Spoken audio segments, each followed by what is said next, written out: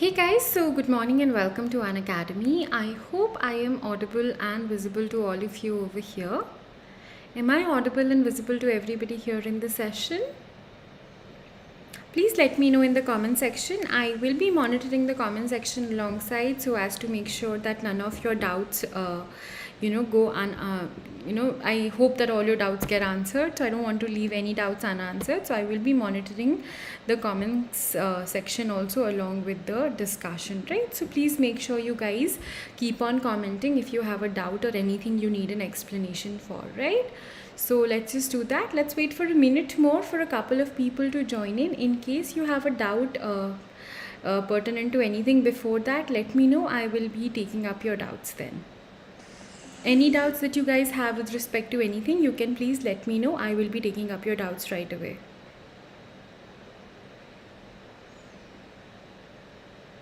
Any doubts, guys?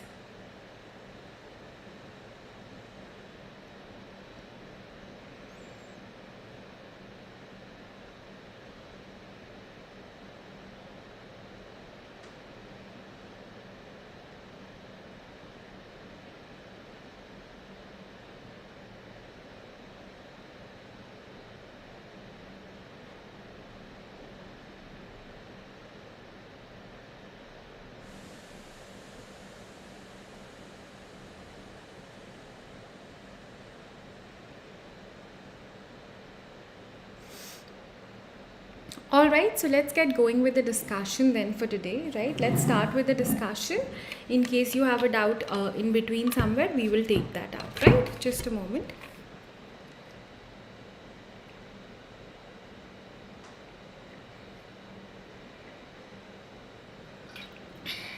Alright, so let's start with the discussion now. So here we will continue with the important reports and indices as we were discussing yesterday, right? So here we go with the first one, that is World Economic Situation and Prospects Report of 2021. So the first thing that we know about this says that the United Nations Department of Economic and Social Affairs, United Nations Conference on Trade and Development, and the 5 United Nations Regional Commissions jointly released the World Economic Situation and Prospects Report of 2021. It is basically an annual UN flagship publication on the state of the world economy viewed through the lens of the 2030 Agenda for Sustainable Development, right? So that is exactly how it goes. What are the findings related to India if we speak of the same? So it says informal workers accounting for over 80% of workers in Bangladesh, India, and Pakistan have indeed been far more exposed to loss of employment than in case of your formal workers, right? So that is the situation over here. Furthermore, by mid-2030, unemployment rates had quickly escalated to record high of 23% in India, and India stands out in terms of building competitive services exports, right? So that is there. Please reread the slide. If you have a doubt pertinent to anything, let me know, because these kind of data points can be very, very relevant when answering a question, in the mains examination as well. Just looking at your comments, if there is a doubt, please ask.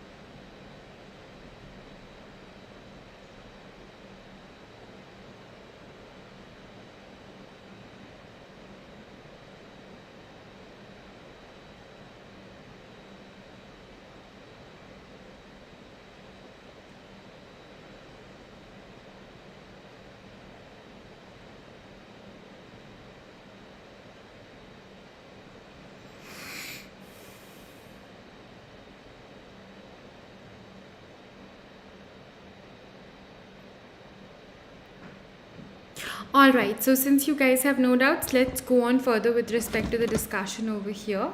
Now, talking about the next important thing here. So, it says Adaptation Gap Report 2020. What is the Adaptation Gap Report 2020? Bhanu, if you just go to the, wait, I'll try and send a link to you. Just give me a minute. I'll just share the link of the same. One moment, please. There you go.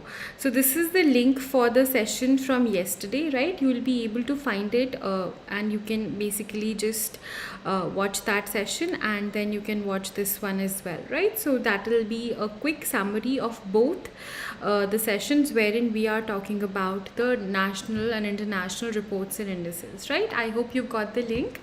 Now going on further, coming to the next one here, that is the Adaptation Gap Report 2020, right? So let's look at the Adaptation Gap Report 2020. What does it tell us? So basically, released by the United Nations Environment Program, that is UNEP. So हमेशा याद रखना चाहिए guys, which or who is the like the agency behind releasing the report. So which agency releases which report is going to be of paramount significance in that aspect. So Adaptation Gap Report 2020, it is released by the United Nations Environment Program. Since 2014, these reports have focused on exploring finance, technology and knowledge gaps in climate change adaptation. It complements the Emissions Gap Report series, exploring global progress on adaptation and options for enhancing the global adaptation efforts. 2020 edition looks at the progress in planning for financing and implementing adaptation with a focus on nature-based solutions, right? Please remember. Now talking about the India Innovation Index 2020, Niti Aayog has released the second edition of the India Innovation Index. The index intends to accomplish the following three functions: rank all states and UTs based on their index score, identify opportunities and challenges, assist in modifying governmental policies to foster innovation. Innovation is the creation, development and implementation of a new product, like anything that you innovate, right? Process or service with the aim of improving efficiency, effectiveness or competitive advantage. India ranks 48th in the Global Innovation Index 2020, and additionally, India ranks the highest amongst Central and Southern Asian countries, right? So that is about the India Innovation Index.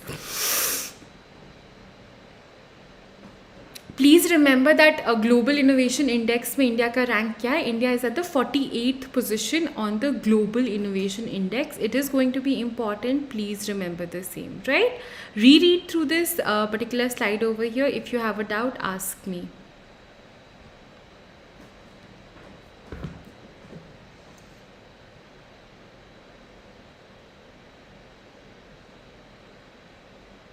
Any doubts, guys? Ask me. I'm looking at the comment section now.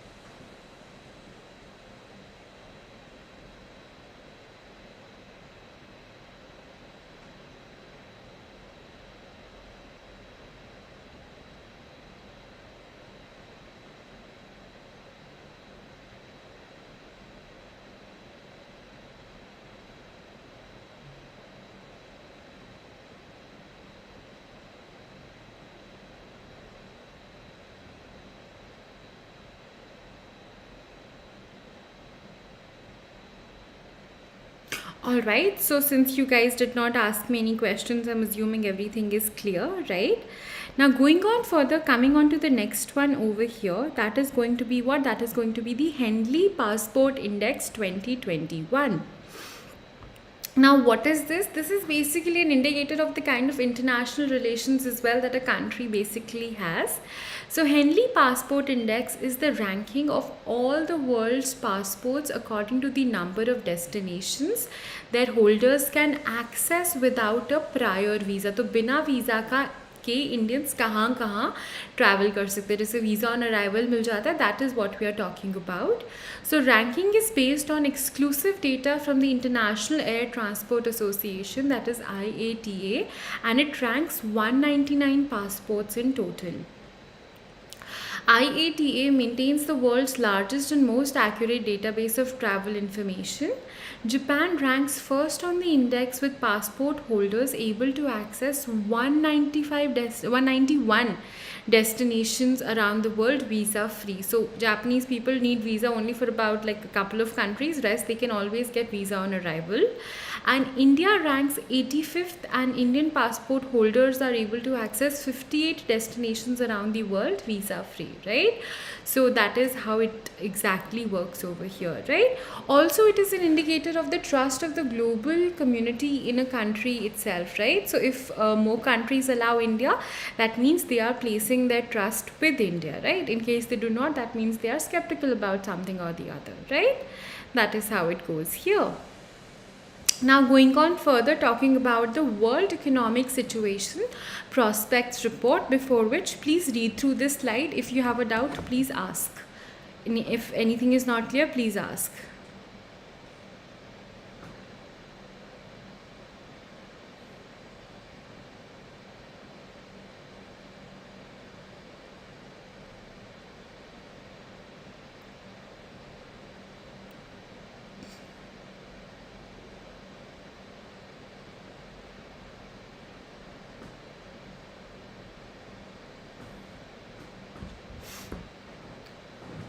Clear?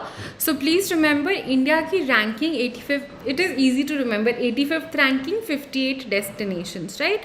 Just remember it like that. I think you'll be able to, remember it then, right? Now going on further, talking about the World Economic Situation Prospects Report. It is released by the United Nations Department of Economic and Social Affairs, that is UNDESA, in partnership with United Nations Conference on Trade and Development, that is UNCTAD, right? Now, what are the key findings of the report? It says the pandemic and shutdowns affected more than 4 out of 5 jobs worldwide. With the crisis accelerating the pace of digitization and automation, millions of jobs lost in 2020 will not come back, right? Because so many sectors completely were out of business, so many companies were shut down, those kind of issues. Devastating socio-economic impact of the COVID-19 pandemic will be felt for years to come unless smart investments in economic, societal and climate resilience ensure a robust and sustainable recovery of the global economy, right? So in case that won't be done, it will be very difficult to recoup from this, right? Now we talk about the World Economic Outlook report that is released by the IMF, right? Do not confuse it, the like IMF with the World Bank reports, right? World Bank also has a couple of reports. Usually people get confused between the two. So please remember IMF, M is a magazine. So remember M stands for a magazine, and Outlook is a very famous magazine in India, right? So just remember it those ways. So Outlook is a magazine, so M hoga. So not World Bank but IMF, that is International Monetary Fund, is the releasing agency, right? So World Economic Outlook report is released by the International Monetary Fund, IMF. Global economy is projected to grow around 5.5% in 2021 and then in 4.2% in 2022. India's FI growth 2022 growth is shown to be at 11.5%. So that is a good projection for India itself. Global economy is set to expand at a faster rate this year than expected earlier, as vaccination drives and other things against the coronavirus could strengthen activity later this year, underpinned pinned by further policy support, right? So in case that happens, we are seeing that as well, like not in absolute numbers, but people getting vaccinated, normal, not fully, but normalcy like getting restored, schools opening, institutions opening. So there's a paradigm shift that's visible now.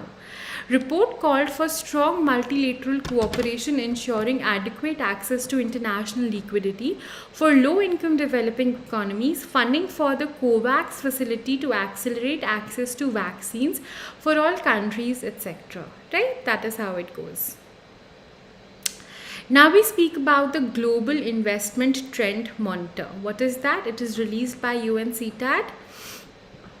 Global FDI collapsed in the year 2020. Obviously, like how could there be a good, a surge in FDI, talking about the fact that we had a global pandemic going on, right? That's not quite possible in that situation. So, global FDI collapsed in 2020, falling by 42%. That's a huge value, to an estimated $859 billion from $1.5 trillion in 2019. The decline was more in developed countries. FDI in India rose by 13% in 2020, boosted by the digital sector, right? So that is exactly how it goes on from here, right? So basically, you would have seen as well, last year only the people who were surviving were the ones who were working online, right? Or remotely from somewhere. So anybody with an access to the internet or working digitally in whatever format or way possible was still working throughout the lockdown, right? Other people were totally out of jobs. So many people had to shift to the digital ways. The schools were online, the colleges were online, everything was, moved to an online digital platform per se, right? So that is how it goes here. Now we speak about the Global Risks Report of 2021. So what happens here? It is released by the World Economic Forum, right? The report highlights disruptive implications of major risks, including COVID-19, that may reshape our world in 2021 and over the next decade. It explores how countries and businesses can act against these risks, right? What they can be doing in order to make sure that the element of risk in whatever the case might be can be minimized, right? So that is there. Going on further, talking about the Financial Stability Report, FSR. So this is a biannual report, so it keeps on coming. It is a biannual report released by the Reserve Bank of India. The FSR, that is the Financial Stability Report, reflects the risks to financial stability and the resilience of the financial system in the context of contemporaneous issues relating to development and regulation of the financial sector, right? I hope that is clear to all of you.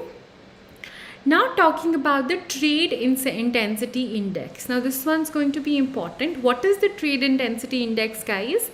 The Trade Intensity Index is defined as the share of one country's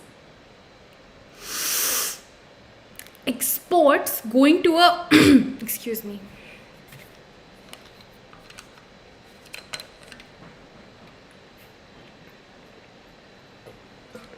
Right, I'm sorry.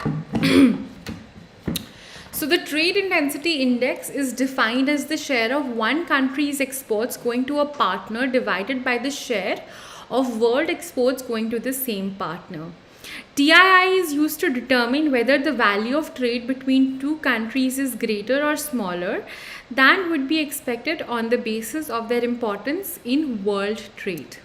As global trade is poised for a rebound in 2021, India needs to adopt a clear strategy to improve its TII. What is TII? The Trade Intensity Index.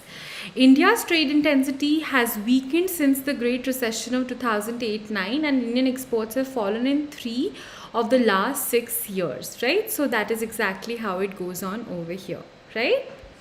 Then moving on, talking about the Global Climate Risk Index. Before that, please read through this. Let me check for any doubts or anything that has come up in the comment section. I'll just check that part.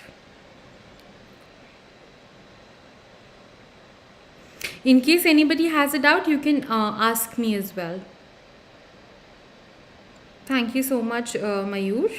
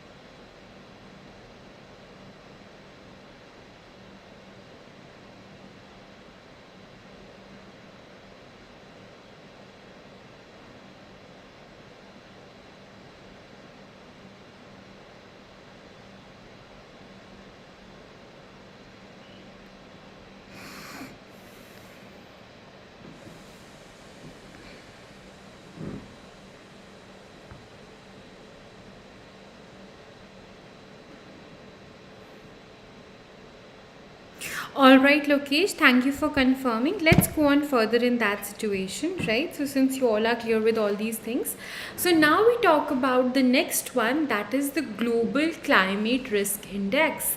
Now, this is something very, very important, right? Given the situation wherein we have the global warming and all such things going on, Global Climate Risk Index becomes really very, very important. So it has been released by German Watch, which is an NGO based in Germany. The index analyzes to what extent countries and regions have been affected by the impacts of weather related loss events, be it your storms, floods, heat waves, etc. Please note that India was the 7th worst hit country due to extreme weather events in 2019, and Mozambique is the worst affected. I will repeat, India was the 7th worst hit country. So India was the 7th worst hit country due to extreme weather events in 2019. Mozambique is the worst affected one, right? So that is exactly how it goes here, right? So that is what we know of the Global Climate Risk Index, right? So that is important or pertinent with respect to the Global Climate Risk Index. Please remember the same, okay?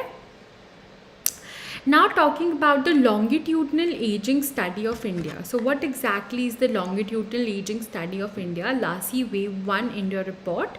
So LASI is basically that is longitudinal aging study of India, right? That's the acronym that we use. LASI is a full-scale national survey of scientific investigation of the health, economic and social determinants and consequences of population aging in India. It was released by the Ministry of Health and Family Welfare, right? So that's all you need to know from here. Now we talk about FAO's Food Price Index, that is FPI, right? So what is the FAO's FPI here? So FPI, guys, is a measure of the monthly change in international prices of a basket of food commodities, all right? That includes cereals, oilseeds, dairy products, meat and sugar, right? अब कुछ basket ही लेते हैं हम लोग, we take up a basket of food commodities comprising of these, right? FAO is a specialized agency of the United Nations that leads international efforts to defeat hunger. It has more than 180 members, including India, right? India is also a member country and is governed by the biennial, मतलब 2 साल में एक बार होती है. Biannual means twice in the same year. Biennial means twice, like once in 2 years, right? So I'll repeat, biannual means twice in 1 year, and biennial means once in 2 years. I will repeat, biannual means twice in 1 year and biennial means once in 2 years, right? So please be careful and thorough regarding such terms. So FAO's food price index, like when we speak of the FPI, so it has more than 180 members, including India as well, and is governed by the biennial FAO conference, हर 2 साल में एक बार होती है, in which each member country as well as the European Union is represented, right? That is how it goes here. All right, no doubts still. All right, let's go further. Now we talk about the democracy index, which is very, very important, right? So what is the democracy index? It talks about how countries are performing in a democratic setup, or if judged in case of, or against like a democratic setup, how well or not are they doing. It is also a very, very important, what can we say, like, say for instance an index wherein we talk about how and what exactly is a country's like situation or standing. So how well or not are the governments performing, keeping in view or purview the democracy aspect, right? So the index is released by Economist Intelligence Unit, giving insight into the current state of democracy worldwide for 167 countries. India slipped 2 places to the 53rd position in 2020 Democracy Index, while Norway topped the index, right? So Norway is one of the very bright Scandinavian countries, which comes up on the top of almost all such indices, right? So India has slipped 2 places to the 53rd position. We have not performed too well on the democracy index, while Norway has topped the index, right? Out of 167 countries, the index classifies 23 countries as full democracies, 52 as flawed democracies, 35 as hybrid regimes, and 57 as authoritarian regimes, right? India has been classified as a flawed democracy along with other countries like US, France, Brazil, etc. Right? So that is there. I would like to repeat this point here, that India has been classified as a flawed democracy along with countries US, France, Brazil, etc. Right? So India is also not performing too well on such indicators. Right? So that is there. Now we talk about the National Coal Index, that is NCI. How is it prepared? What exactly is being done here? Let's look at that. The Ministry of Coal has started commercial auction of coal mines on revenue sharing basis using the NCI, that is the National Coal Index. The NCI, guys, is basically a price index. It's like a price index which reflects the change of price level of coal on a particular month relative to the fixed base year, right? The base year for NCI is financial year 2017-18, right? FY 2017-18 like we call it. And NCI is composed of a set of 5 sub-indices, that is 3 for cooking coal, like 3 for non-cooking coal and 2 for cooking coal. I'll repeat, NCI is composed of a set of 5 sub-indices, 3 for non-coking coal and 2 for coking coal. Just have a look at it. If you have a doubt, let me know. I will be monitoring the comment section now.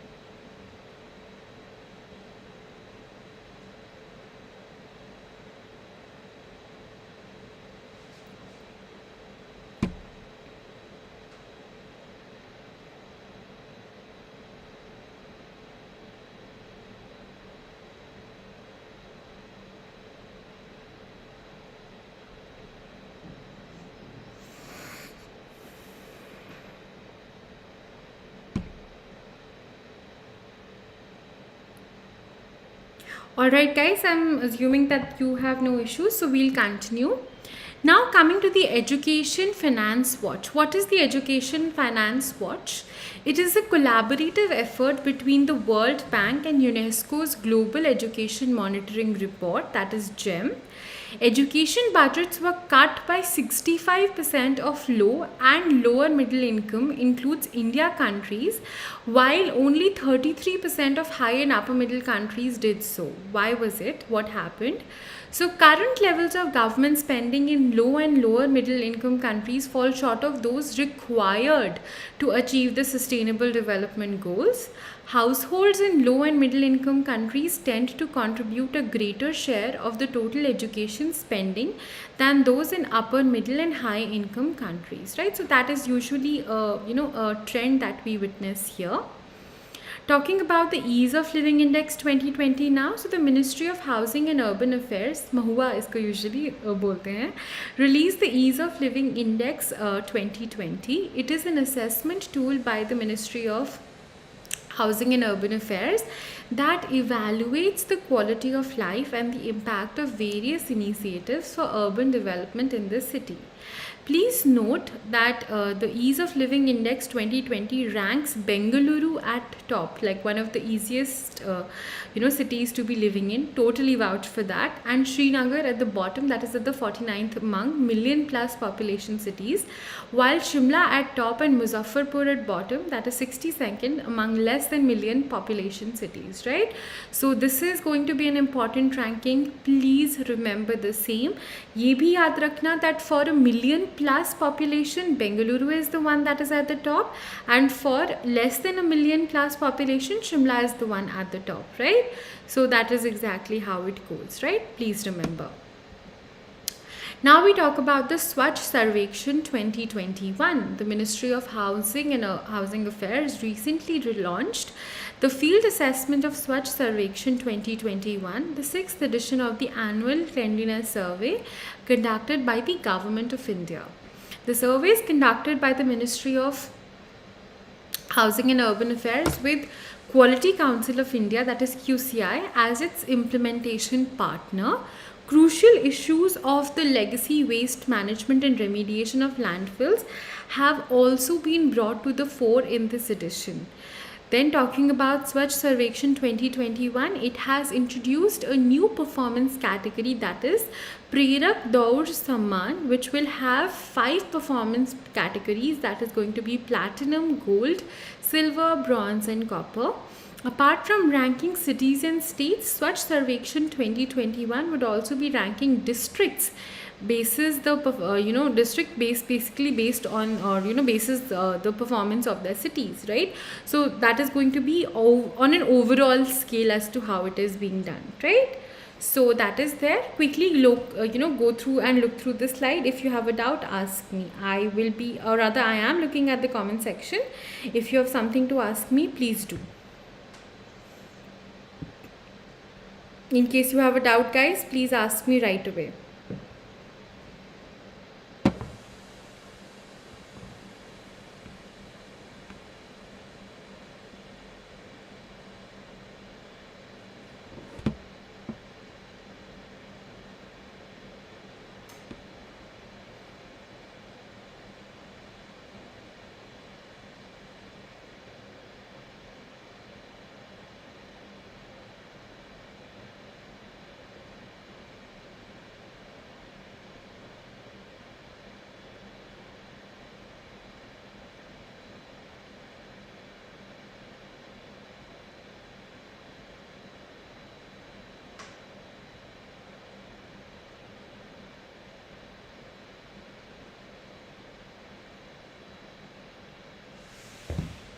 Any doubts, guys? Anybody?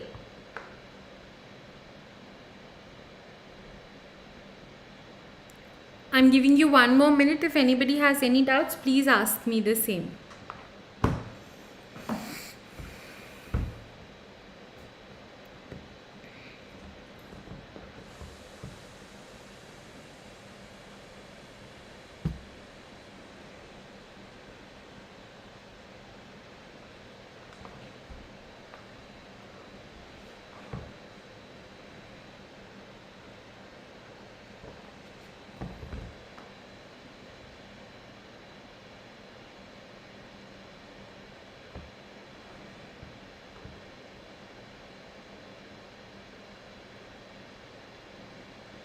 All right. Now going on further, guys, coming on to the next aspect of discussion over here. So that is commitment to reducing inequality index, that is the CRI index. Very, very important. The Ministry of Employment and Labour has recently slammed 2020 commitment to reducing inequality CRI index, which placed India at rank 151 in terms of workers' rights and 129 overall out of 158 countries. The CRI index monitors what governments are doing through their policy commitments to reduce inequality. It is developed and delivered through a partnership between Development Finance International and Oxfam International. The 2020 index is the third edition of the CRI index, which ranks 158 governments across the world on their commitment to reducing inequality. Right, so that is how the CRI index works, right? I will repeat another very important point here, the third one, which says it is developed and delivered through a partnership between Development Finance International and Oxfam International, right? So that is exactly how it works over here, right? Going on further, talking about the World Happiness Report 2021, very, very important. So, World Happiness Report 2021 was released by the UN Sustainable Development and Solutions Network. The theme of the 2021 report focuses on the effects of COVID-19 on happiness and how countries have differed in their success in maintaining connected and healthy societies. Finland topped the list for fourth straight year, right? And India ranked 139th out of the 149 countries in the list. A slight improvement since last year, which ranked it at 140th. Afghanistan was ranked the least happy country, right? So you're seeing how it is going on here. So World Happiness Report की अगर हम लोग बात करें, so the World Happiness Report 2021 was released by the UN Sustainable Development Solutions Network. Very important. India is also not doing too well here. India ranked 139th out of 149 countries. Afghanistan was ranked the least happy country. Now we know so why and how. And Finland, a Scandinavian country, was again first for the fourth straight here, right? So that is important. Next, we talk about the Economic Freedom Index 2021. Why is that going to be important? Why is it going to be important for you guys to remember here? It was published by the US conservative think tank, the Heritage Foundation. The index ranks 12 indicators from property rights to financial freedom under 4 categories, beginning like rule of law, size of government, regulatory efficiency, and open markets. India was ranked at 26th out of 40 countries among Asia Pacific countries and 121st globally out of 184. The improvements made in business freedom were offset by declines in judicial effectiveness and other scores. Singapore topped the index, followed by New Zealand and Australia, right? So that is exactly what happened here. Reread this slide. If you have a doubt regarding any point, ask me. Looking at the comment section now.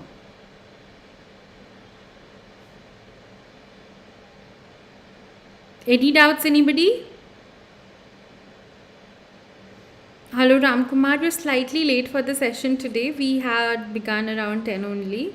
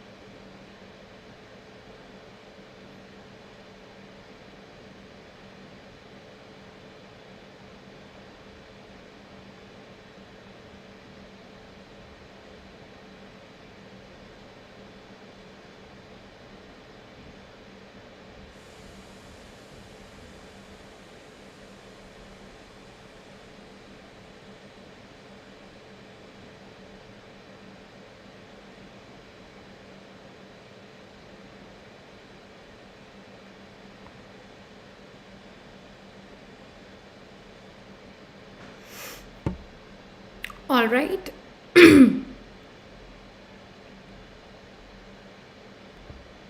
I guess everything is clear to everybody since I have not received any comments or any queries regarding the same. Now, going on further, we speak about, we'll just repeat this once more, Economic Freedom Index of 2021. Why is it important? It was published by the US conservative think tank, the Heritage Foundation. The index ranks 12 indicators from property rights to financial freedom under 4 categories like the rule of law, size of government, regulatory efficiency, and open markets. India was ranked at 26th out of 40 countries among Asia Pacific countries and 121st globally out of 184. Improvements made in business freedom were offset by declines in judicial effectiveness and other scores. Singapore topped the index, followed by New Zealand and Australia, right? Now we talk about Food Waste Index Report 2021. The report is released by the United Nations Environment Programme. As per it, an estimated 931 million tons of food equaling 70% of the total food is available to consumers in 2019 globally wasted.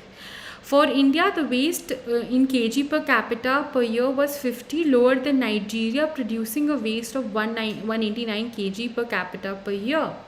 Reports suggest reducing food waste would improve food security, address climate change, save money, and lower pressures on the environment as well, right? For sustaining the quantum of population that it has to support.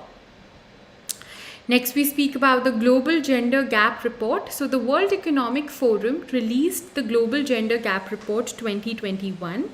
The Global Gender Gap Index was first introduced by the World Economic Forum in 2006 as a framework to benchmark progress on disparities between women and men across countries and over time.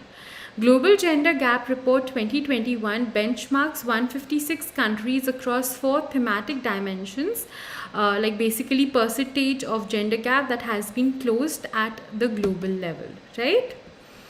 Now we talk about Women and Men in India report. So the Women and Men in India report 2020 was released by the National Statistical Office. Now on the basis of, so what all things are we basically including here? We have 6 things that we take into account: health statistics, education, participation in economy. Then we talk about participation in decision making, impediments in empowerment, population related statistics. Please have a look at this. If you have a doubt, ask me right away. कुछ भी समझ नहीं आता है, अभी के अभी पूछ लो. Looking at the comment section as well, guys.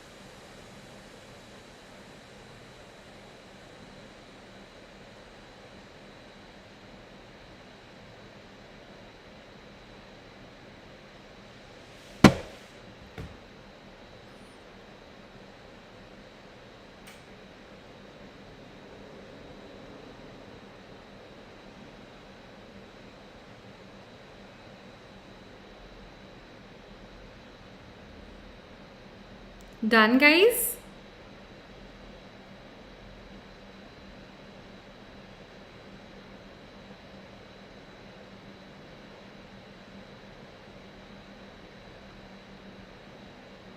All right, I guess you are.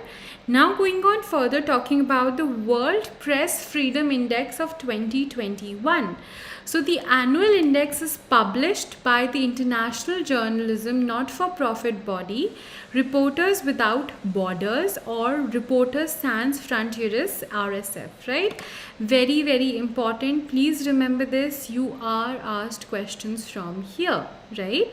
So the annual index is published by international journalism not-for-profit body, Reporters Without Borders, or Reporters Sans Frontieres.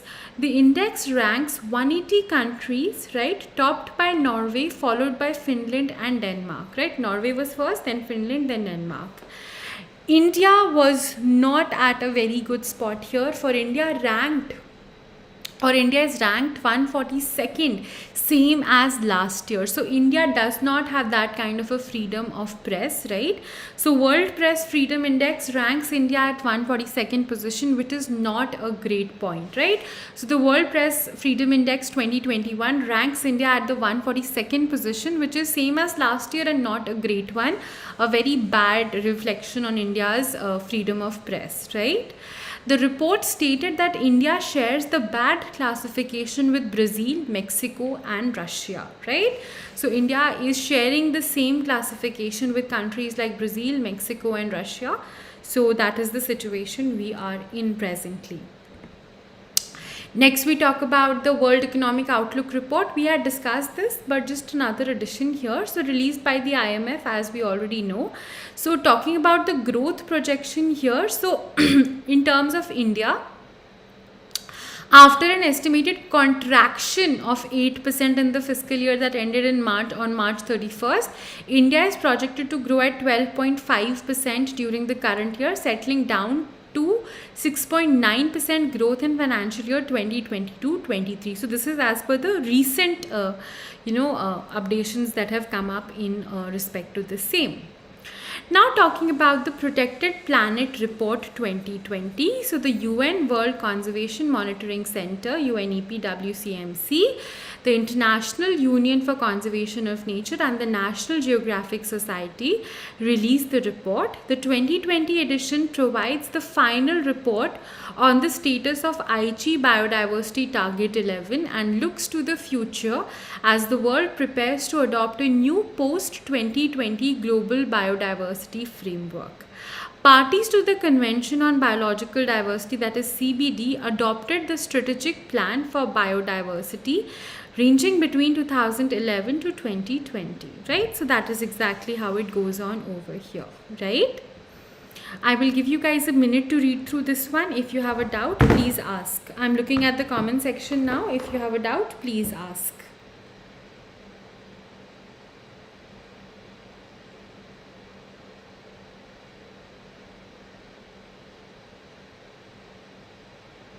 If you have a doubt, guys, please let me know and ask the same.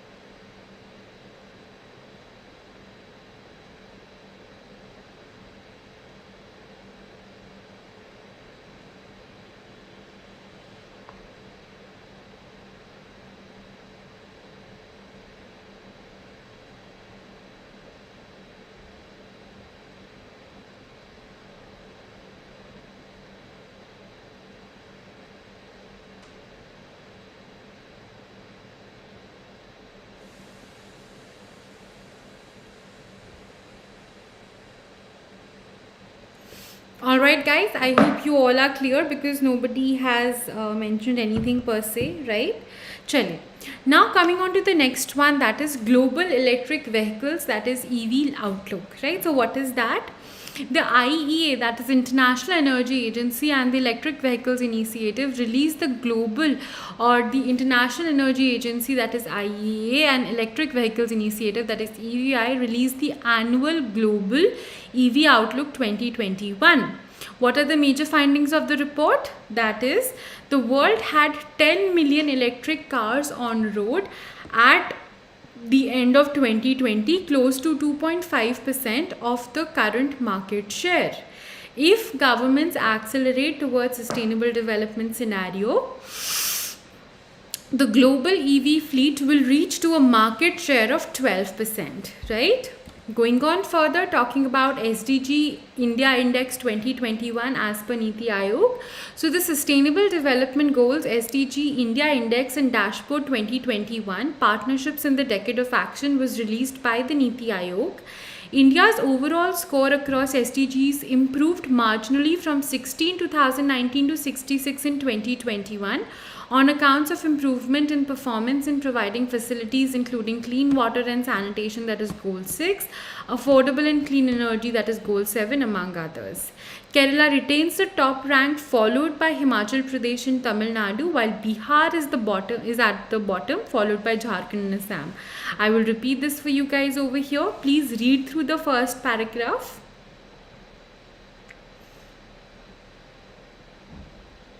And please remember that Kerala retains the top rank, followed by Himachal Pradesh and Tamil Nadu, while Bihar is at bottom, followed by Jharkhand and Assam, right?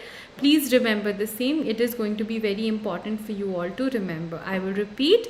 Kerala retains top rank, followed by Himachal and Tamil Nadu, while Bihar is at bottom, followed by Jharkhand and Assam. Very, very important. I'll repeat again. Kerala retains the top rank, followed by Himachal Pradesh and Tamil Nadu, while Bihar is at bottom, followed by Jharkhand and Assam. Please remember the same. Going on further, talking about Chandigarh maintained its top spot among the UTs, followed by Delhi. Mizoram, Haryana and Uttarakhand are the top gainers in 2020-21 in terms of improvement in score from 2019.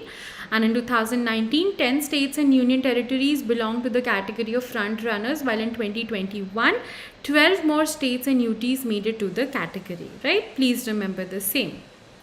Now talking about the LIDAR survey report. So what does it say? The Ministry of Environment, Forest and Climate Change released the LIDAR, that is light detection and ranging based reports mapping out the water requirement within forest areas in 10 states. Project, which was awarded to WAPCOS, a public sector unit under the Ministry of Jal Shakti Ministry, is a first of its kind and a unique experiment using LIDAR technology. Surveys were carried out at forest areas in Assam, Bihar, Chhattisgarh, Goa, Jharkhand, Madhya Pradesh, Maharashtra, Manipur, Nagaland and Tripura, all the forest areas, right? And WAPCOS followed the ridge to valley approach of watershed management for this survey, right? Going on further, we talk about the World Investment Report 2021 released by the UN Conference on Trade and Development, UNCTAD. What are the key findings of the report that we have to take account of here? That the global FDI flows have been severely hit by the pandemic and they plugged by 35% in 2020 to $1 trillion. India received about $64 billion, the fifth largest recipient of FDI in the world in 2020, and US topped the ranking, followed by China, closely followed by China, right? Next, we talk about the Global Cybersecurity Index, that is GCI. India ranked 10th among 194 countries in the GCI 2020 ahead of China and Pakistan. GCI is released by the International Telecommunication Union, the United Nations Agency for Information and Communication Technologies. The ranking is based on 5 pillars, that is legal measures, technical measures, capacity building programs, organizational measures and cooperation. In the Asia Pacific region, India secured the 4th spot. US ranked first, followed by the UK, right? Thank you guys. That was all for this session over here, right? These were the various reports and indices that we had to be covering for today, right? Now, before I sum up the session, I have a couple of announcements to make for you guys. So, there is a special price week for the UPSC subscription going on, commencing from the 13th of September to the 17th of September, right? So, we are giving you a 10% discount along with an additional 10% discount with the educator code. So you will get suppose the value is rupees 1 lakh, just an example, a 10% discount will be given, and an additional 10% discount can be redeemed using the referral code. I can give you my referral code S Sharma 10, SSHARMA 10, no space in between, right? It is applicable on 1 year and above subscriptions, which can be plus, iconic and combo, whatever the case may be, right? Also guys, this is the last month at this price. After this, an annual price hike is going to be coming soon, and the prices are going to be increased after that, right? Also guys, 1 year batches for UPSC CSE for 2022 have been launched, right? You can look at the same. 2 year batches for UPSC CSE have also been launched. You can check them out as well. Both kind of batches, that is your bilingual as well as your English batches, have been launched, right? So this is going to be for 2023, right? So you can have a look at this over here. All these comprehensive batches have been prepared. You can have a look at the same, right?